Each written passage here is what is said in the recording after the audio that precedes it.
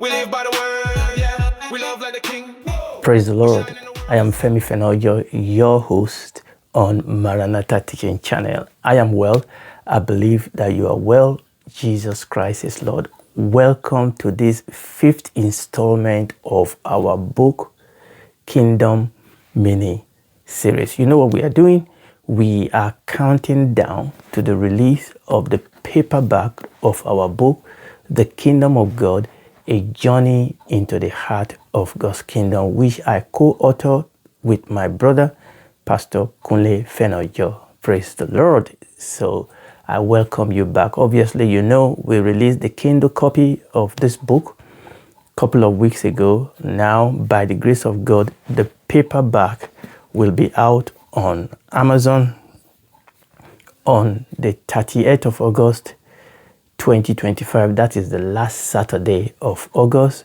I hope you are looking forward to that. And what we have been doing essentially is we've taken a short break from the Bible Genesis series to do this countdown. We are not just marking time, we are actually studying. We are learning a couple of things about the kingdom of God, and we are using the first chapter of this book to just read some extra from it and to learn something about what the Bible says about the kingdom of God. We have stopped our Genesis series in Genesis chapter 6, and we said we are going to go back. I mean, we've not started Genesis chapter 6, we finished Genesis chapter 5, and we are to start Genesis chapter 6 when we stopped. And we said Genesis chapter 6 is another landmark in this unfolding story, because what we are doing is to tell the story of the whole Bible. We said the Bible is one story, it's God's story. God controls history. History works for God. History reveals the redemptive plan of God. So this Genesis chapter 6 is very important. It's going to be connected to all the 5 chapters that we have read, and it's going to be connected to the rest of the book of Genesis. It's going to be connected to the rest of the book of the Old Testament, and it's going to be connected to the rest of the book of the Bible. We are going to see its connection to what happened in the Garden of Eden and what has unfolded since then. We are going to see how it connected to the time of David, and how it's connected to our own time, and how it's connected to the end time. So this is a very important study. We're going to look at the Nephilim. Who are they? Are there Nephilims today? What are the parallel of the Nephilim? What can we learn? We're going to look at Nephilim and the last days. So this is going to be a fantastic study. And like I warned us, the book of Enoch is going to rear its head once again, and we're going to look into all that. So let's go back to our book, The Kingdom of God, A Journey into the Heart of God's Kingdom. Again, the paperback will be out by the grace of God on the 30th of August 2025. That's the last Saturday of this month. So we've been reading the first chapter of this book, and we've read all the way to the 13th section. So I'm going to read that part that we ended up in our 4th installment. This is the 5th installment. I'm reading this section again. Like I said, each chapter of this book is written in section. Now, this is not written like usually a normal book. I want this to be a book that is easy for people to read, just like you are doing Bible study and things like that. So we did them in short section. Okay, so section 13 of chapter 1 is titled God's Unchanging Kingdom Agenda. I read this the last time, but let's start from there. From Eden to Sinai, from exile to psalmist, and from promise to prophecy, the message is clear. God has always intended to dwell with his people and rule through them. His kingdom is not a reaction to sin, it is his original eternal design. And this is very, very important for us to understand, that this is what God set out to do in the beginning. And this is what God will have accomplished at the end. God knew that there is going to be bumps on the way, and God legislated for that. We didn't know because we are not God. God knew that Adam was going to rebel, and God knew that this is the only way that this is going to happen. We need to understand that what happened in Genesis chapter 1 is connected to something that happened before humans were created. Because before humans were created, Satan fell. Sin was introduced into creation. And in our Genesis series, the Bible Genesis series, we look at the question of sin. How could sin have spontaneously be generated in a being that was created perfect? How could that happen? And if that can happen in the past, how can we be sure that it will not happen in the future? We went deeply into that question. And one of the conclusions we came to, because we have to ask, I mean, in eternity, we'll still have our free will. Could not sin regenerate again in anyone of creation of God with will? But we said the cross of the Lord Jesus answered that throughout eternity. That is something that was not there before human was created. That was a reality that was not there, that was that allowed the devil to be able to deceive other angels and allow sin to spontaneously be generated in the heart of the devil. That the cross has put an end to that, and we can be very sure that sin will not spontaneously regenerate in the heart of the righteous people throughout eternity. Go and listen to that message. So what we are saying here is the kingdom of God was not just an accident. That was what God set out to do. There was bump on the way, but that is what God is going to achieve at the end of the age. In fact, history is rushing towards that. It's rushing towards the consummation, towards the restoration of the original plan of God, that all the confusion, that all the problem, all the affliction, all the trouble that we are witnessing on international level, and that all the commotion that the Bible says is going to happen, all the cataclysmic events that the Bible says is going to happen in the last days, is because the devil knew that his time is short. You know, people ask that why didn't God just take the devil and throw him into hell? Or why did God have to prophesy and prophesy that the Lord Jesus Christ is coming and go through all this redemptive plan? It is because God is righteous, God is just. Not that God could not have thrown the devil to hell, but that would have made God unrighteous. When God created human, God gave them an epoch of time. God gave them a share in eternity. This is the age of human. God gave us this time. It's an epoch of time, this dispensation. And man gave that rentage to the devil. It's just like if somebody rented a house or rented a facility from you for a particular period of time. Okay, you cannot just go and just take it back from them. And that is exactly what happened here. Human passed their tenancy to the devil. And God cannot just round up the devil and throw him out until that time expires. And that time is going to expire. Remember, in the Old Testament, God said he could not take the children of Israel into the promised land until the sin of the Canaanite is fulfilled. Again, we went through that in the Genesis series, because people will ask, why did God wipe out whole nation? Why did God ask the children of Israel to wipe out whole nation, including men and even children and even their animal? We answer those questions, okay? And it's the same thing. There's a time, there is a boundary that God has said that when that boundary comes, judgment will fall. So what we have said is that God's kingdom is not a reaction to sin. It is his original and eternal design. Human rebellion fractured but did not nullify God's kingdom plan. The covenants did not replace Eden. They extended Eden's vision, each one narrowing the focus and deepening the promise until all of history pointed to a coming king who will bring restoration and renewal. This is the purpose. God actually, even though history moved away from Eden, but history is going full circle back to Eden. History started with Eden. History is going to end in Eden. History started in a garden. history is going to end in a garden. History started with a kingdom. History is going to end in a kingdom.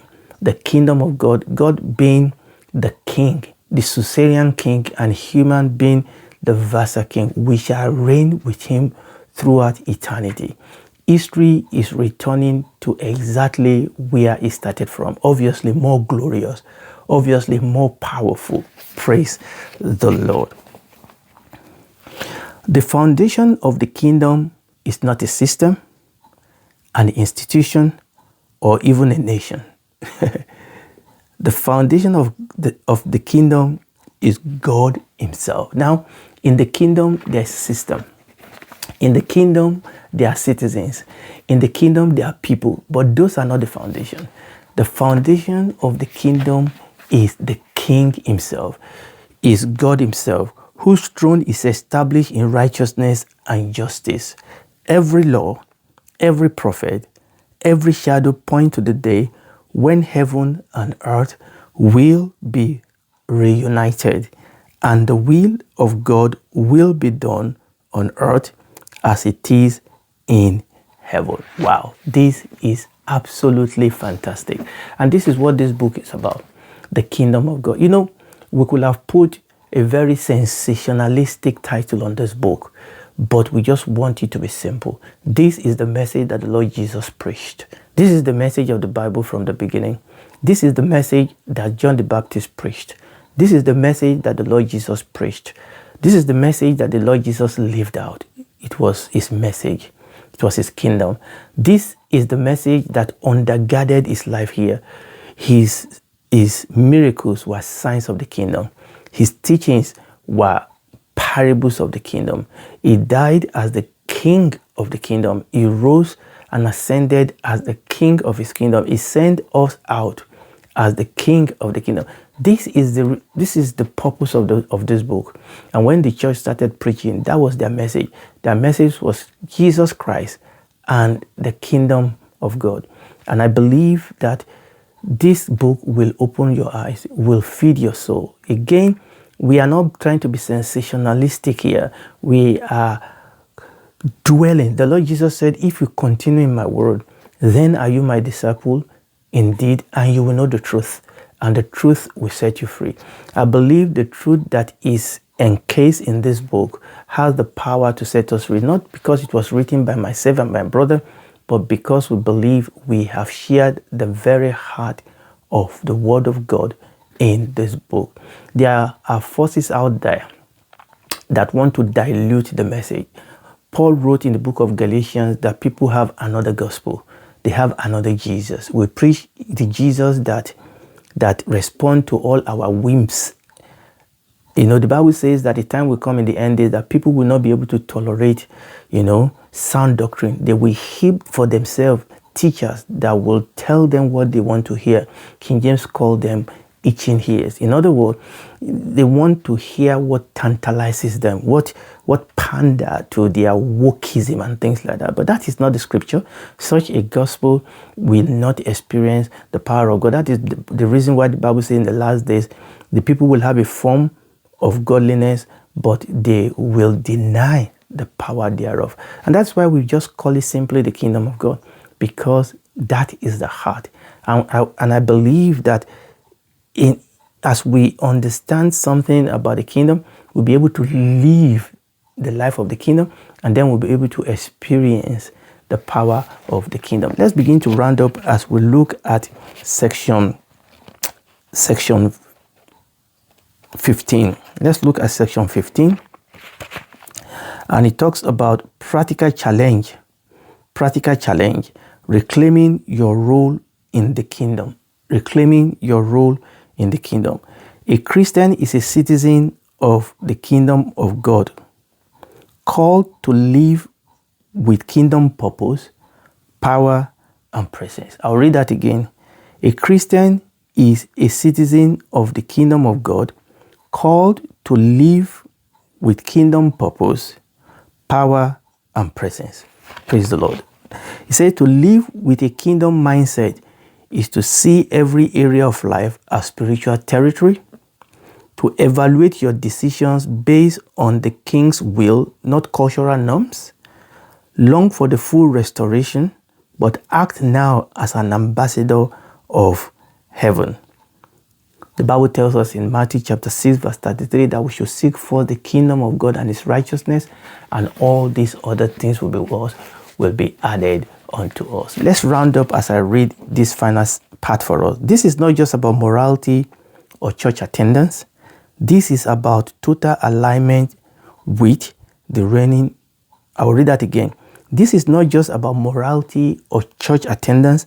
This is about total alignment with the reign of Christ. The kingdom begins in the heart, but it must manifest in the world. The kingdom begins in the heart, but it must manifest in the world. The kingdom of God is not a late addition to God's plan.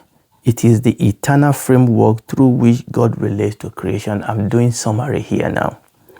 Genesis reveals the blueprints. The patriarchs received the covenantal promises, and Israel serves as a prototype for what the kingdom looked like on earth. Again, I'm doing the summary section now.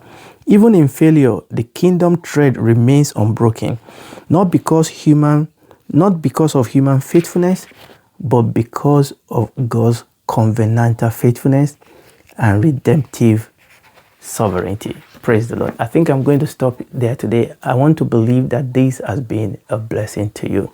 It's been a blessing to me. And if you are listening to me and you are not a citizen of that kingdom, you can be. Because only the citizen of the kingdom now will spend eternity with him. How do you enter into the kingdom? You have to be born by the Spirit. The Lord Jesus told Nicodemus, unless a man or a woman is born again, they cannot enter. All right, that's why the Lord Jesus Christ died, to give you and I access to that kingdom. Okay, as the Holy Spirit convicts you of sin, you can ask him to save you. You can receive Jesus Christ as your Lord and Savior, and then you'll be saved. You'll become a member of that kingdom, a citizen of that kingdom.